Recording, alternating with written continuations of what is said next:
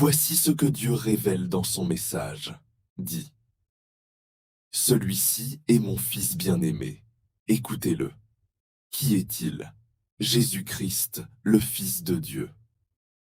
Un message d'amour sur l'humanité que nous allons approfondir ensemble, pas comme autrefois. C'est mon Fils bien-aimé. Écoutez-le. Bienvenue sur la chaîne de l'Évangile Muhubirina Mushauri pour connaître la révélation de Dieu sur Jésus. Cette vidéo explore la révélation sur la valeur incomparable de Jésus-Christ en tant que Fils bien-aimé de Dieu et son rôle central dans la restauration de la relation entre Dieu et l'humanité. À travers une réflexion sur l'amour parfait de Jésus, sa mission sacrifiée et l'importance de notre réponse humaine, nous découvrons comment chaque interaction avec Christ transforme notre compréhension de Dieu et enrichit notre vie spirituelle. Alléluia! Si tu veux explorer ces révélations avec nous, écris dans le commentaire « Alléluia ». Dans Marc 9,7, il est écrit « Une nuée vint les couvrir, et de la nuée sortit une voix.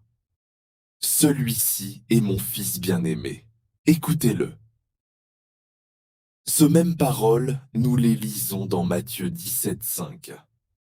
Comme il parlait encore, une nuée lumineuse les couvrit. Et voici, une voix fit entendre de la nuée ces paroles. Celui-ci est mon Fils bien-aimé, en qui j'ai mis toute mon affection. Écoutez-le, parole du Seigneur. Amen. Par ce message, nous allons comprendre ce que Dieu veut nous révéler de Jésus-Christ et sa mission dans le monde, ainsi que la valeur que Dieu lui accorde et la manière dont il est perçu par les humains aujourd'hui. Si tu veux le comprendre, écris dans le commentaire « Je veux comprendre cette révélation aujourd'hui ». Chers frères et sœurs, suivez la vidéo jusqu'à la fin pour le découvrir. Abonnez-vous sur votre chaîne de l'Évangile Muhubirina Mushauri pour ne pas rater nos vidéos prochaines. Dieu donne à l'humanité la révélation de l'identité de Jésus. La voix de Dieu déclare « Jésus est mon Fils bien-aimé ». Cela souligne l'unicité de Jésus dans le plan de Dieu. Il n'est pas seulement un prophète ou un enseignant, mais le Fils de Dieu, ce qui lui confère une autorité divine. La révélation de son identité est cruciale pour comprendre sa mission. Jésus vient pour apporter le salut à quiconque croit. Il vient établir le royaume de Dieu et se sacrifier pour l'humanité. Contrairement à d'autres prophètes et enseignants, il y a la différence entre voir Jésus comme un simple enseignant ou prophète et le reconnaître comme le Fils de Dieu. Et la différence entre admirer un plan d'architecte et habiter la maison qu'il a construite. Un enseignant peut vous donner un plan pour une vie meilleure, des règles à suivre, une sagesse à appliquer. Mais seul le Fils de Dieu, l'architecte divin de l'univers, a l'autorité de pardonner vos erreurs de construction.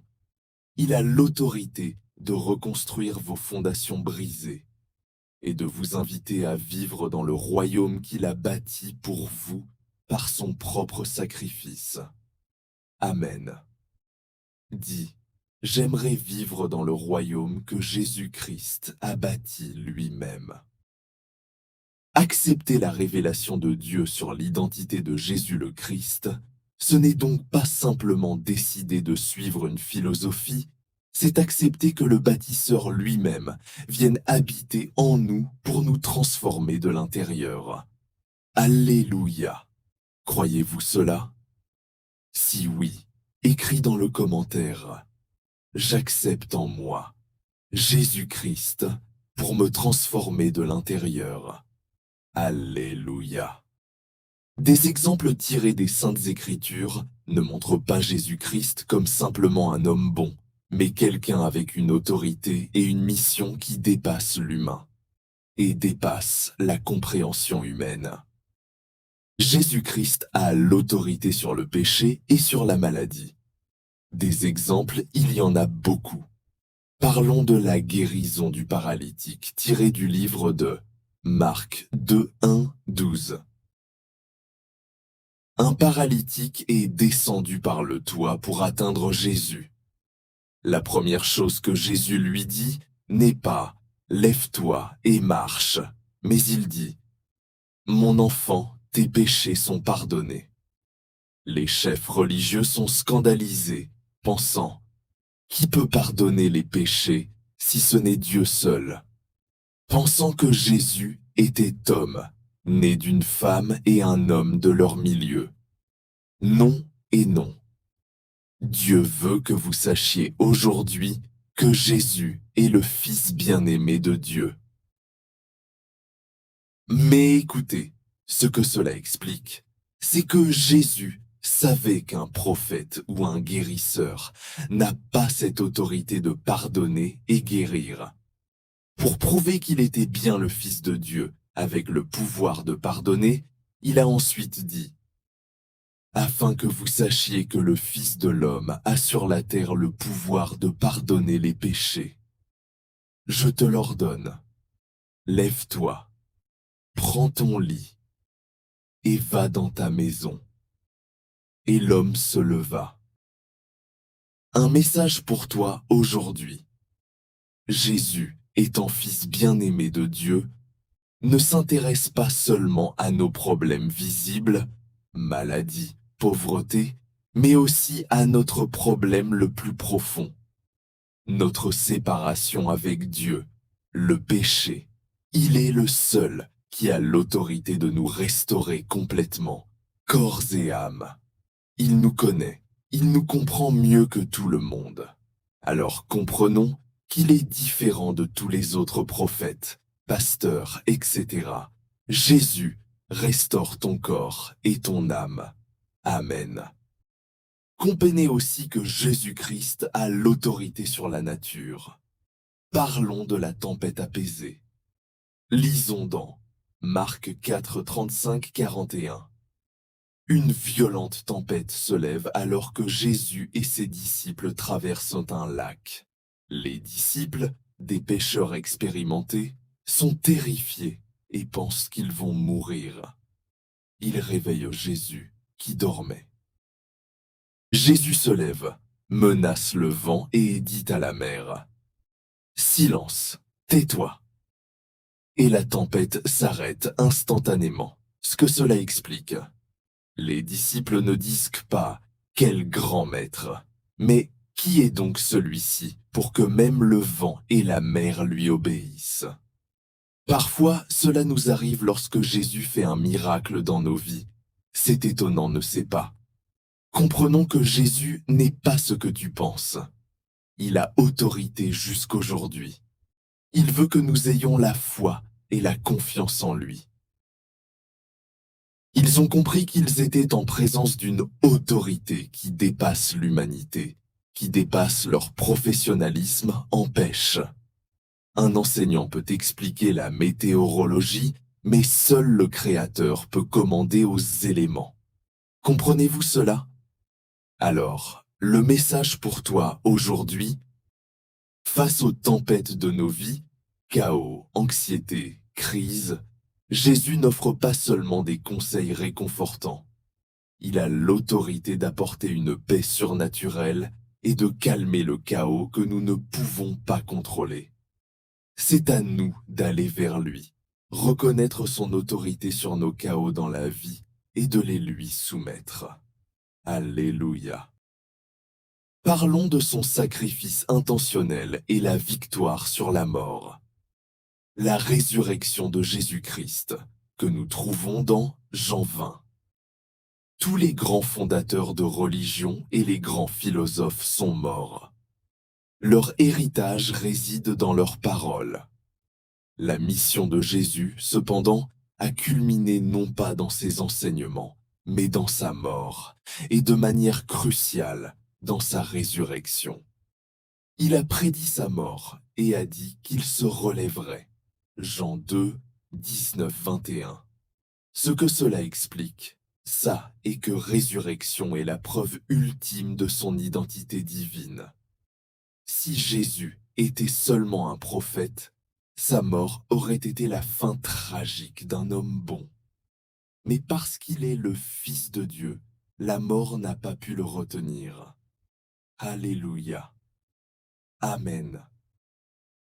Jésus leur répondit, « Détruisez ce temple, et en 3 jours je le relèverai. » Les Juifs dirent, « Il a fallu 46 ans pour bâtir ce temple, et toi, en 3 jours, tu le relèveras. » Mais il parlait du temple de son corps.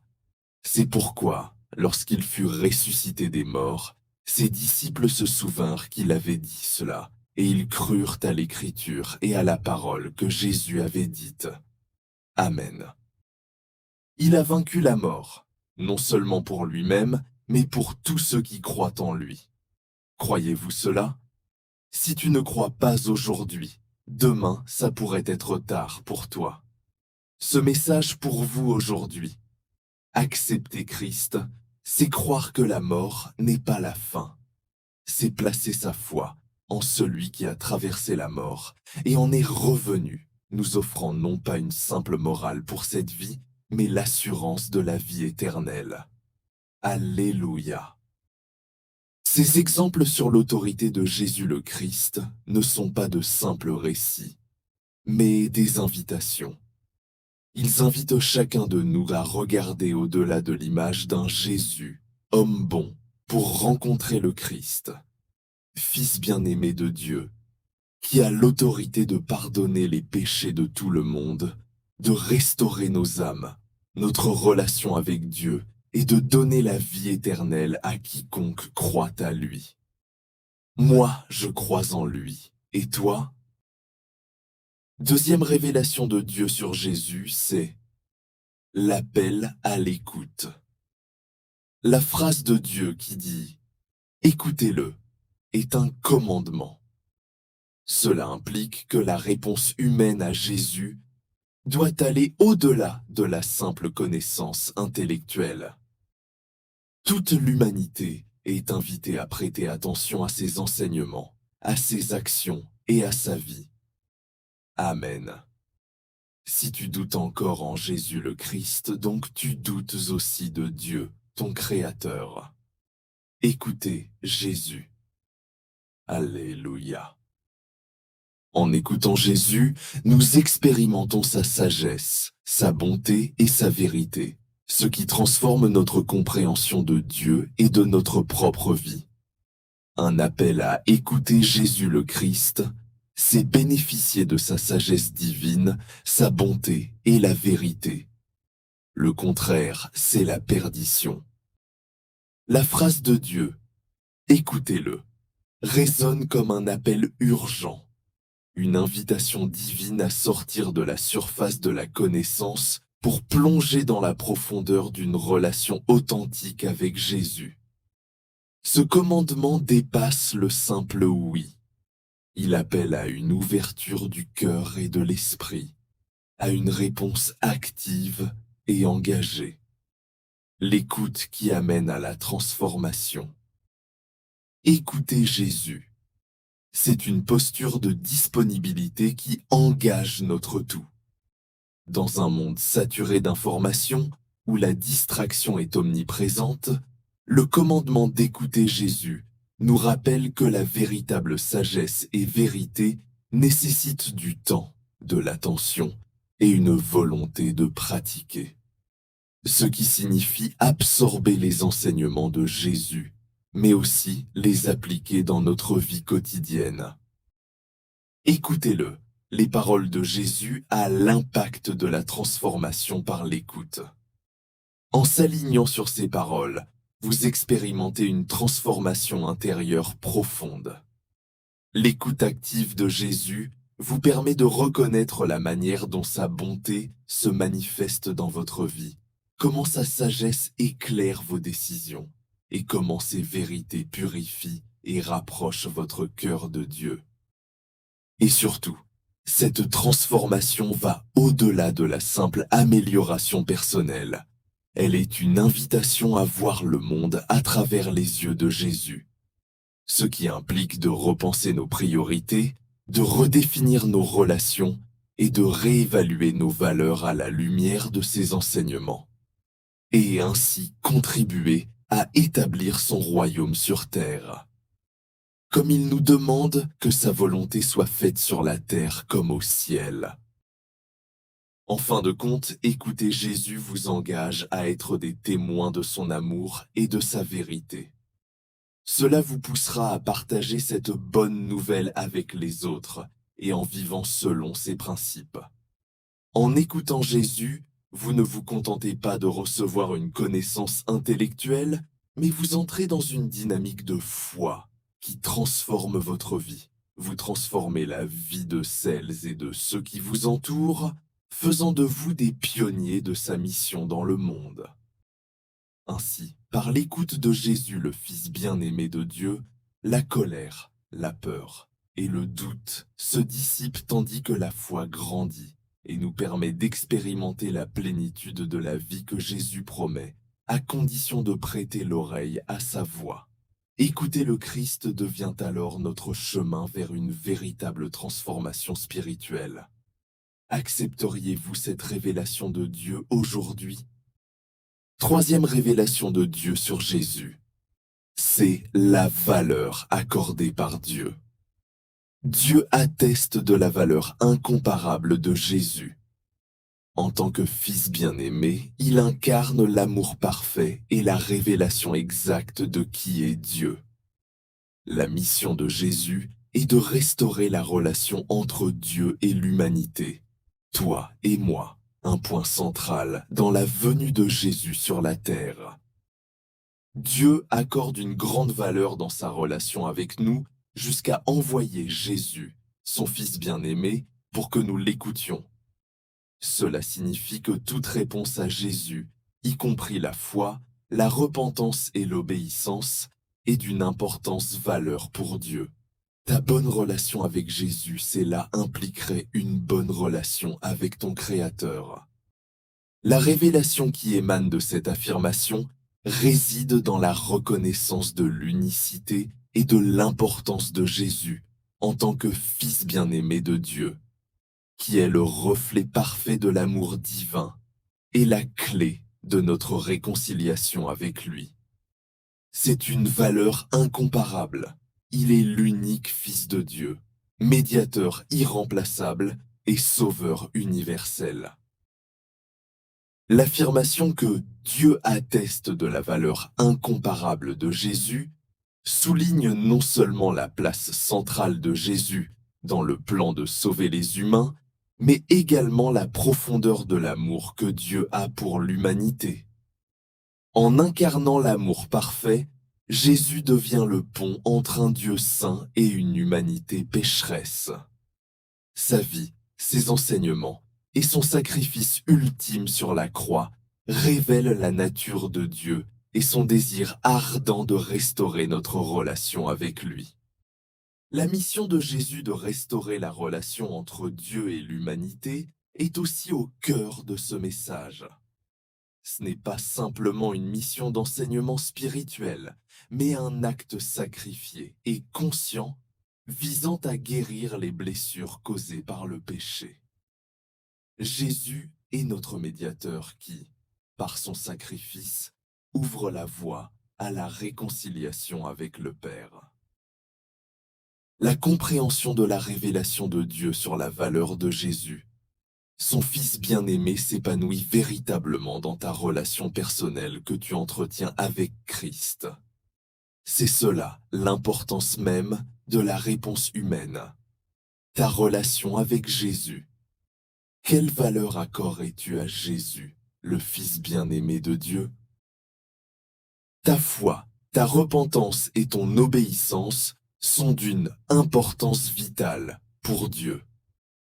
Chaque réponse à Jésus est une réponse à cet amour qui vient de Dieu. La foi est le moyen par lequel nous acceptons ce cadeau de réconciliation. La repentance nous amène à reconnaître notre besoin de lui et à nous détourner de nos voies égarées. L'obéissance, quant à elle, est l'expression tangible de notre engagement à vivre selon la volonté de Dieu, en incarnant l'amour et l'empathie que Jésus a démontrés. Amen.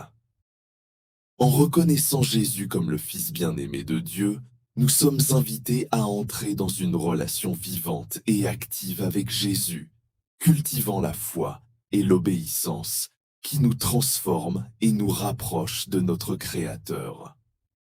Que chaque décision, chaque prière et chaque acte d'amour a un impact. En répondant à cet appel, écoutez-le. Nous participons non seulement à notre propre restauration, mais aussi à celle du monde autour de nous. Quelle est ta perception aujourd'hui sur Jésus le Christ? Actuellement, les perceptions de Jésus par les hommes varient considérablement. Pour certains, il est un grand enseignant ou un prophète, tandis que d'autres le considèrent comme le Sauveur. Les chrétiens croient en sa divinité et en sa résurrection. Mais cette vérité est souvent contestée par les incroyants. Malheur à eux. Dieu te dit aujourd'hui, celui-ci, Jésus, est mon Fils bien-aimé. Écoutez-le. Quelle doit être votre mission et ma mission sur ce révélation de Dieu sur Jésus? En tant que chrétiens, sommes appelés à partager dans le monde cette révélation de Dieu, que le monde sache que Jésus est le Fils bien-aimé de Dieu. Dieu envoie son Fils bien-aimé pour nous révéler son amour, sa grâce et la vérité de l'évangile de Jésus. Tout ce que Jésus parle, enseigne, vient de Dieu. Notre mission est de partager le message de la valeur de Jésus, Fils bien-aimé de Dieu, qui vient restaurer notre relation avec Dieu son Père. Jésus a un rôle central dans le salut de toute l'humanité. Ce message de Marc 9,7 et Matthieu 17,5 nous révèle que Jésus est au cœur du plan de Dieu, comme Fils bien-aimé, et que ses enseignements doivent être entendus et compris par tout le monde. Alléluia! Si tu comprends l'identité de Jésus et sa mission, ainsi que répondre à l'appel de Dieu de l'écouter, tu auras non seulement à enrichir ta propre foi, mais aussi à influencer positivement ton entourage en partageant l'amour et la vérité de Christ. Cette vidéo, c'est un appel universel à toutes les générations de reconnaître Jésus comme le Fils bien-aimé de Dieu. Reconnaître qu'il a l'autorité sur le péché, la maladie, la nature. Il a l'autorité d'apporter une paix surnaturelle et de calmer le chaos que nous ne pouvons pas contrôler. Jésus, Fils bien-aimé de Dieu, a l'autorité de pardonner, de restaurer notre relation avec Dieu et de donner la vie éternelle. Toutes les générations sont invitées à l'écouter, de partager l'amour et la vérité de Christ dans le monde entier. Que Dieu nous bénisse abondamment.